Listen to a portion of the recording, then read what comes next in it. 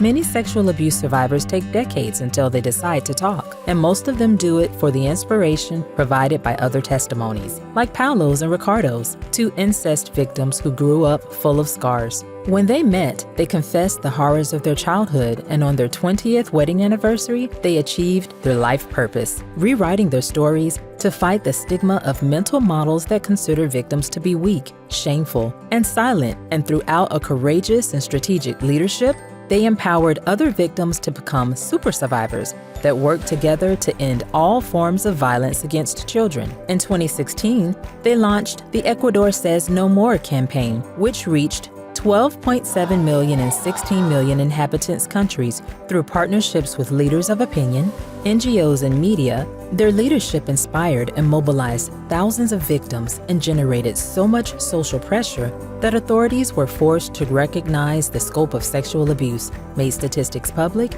and abolished the statute of limitation on sexual crimes against children. They developed free education programs in alliance with UNICEF and the local government, which benefit 4.8 million of children and train 500,000 key adults, among which we can emphasize Super Rules, which has become the mandatory governmental national plan, integrating audiovisual tools with 20 million downloads across the world, and the first tools to prevent sexual abuse in children with disabilities. They expand their work through Latin America, where 40 million children under the age of 15 suffer from violence. So when COVID locked everyone down, they opened free webinars with 6,000 participants from 12 countries. On 2022, they received the prestigious United Nations #SDG Action Award, over 3,000 NGOs from 150 countries, becoming the largest sexual violence awareness initiative in history of Ecuador with a huge impact in the region.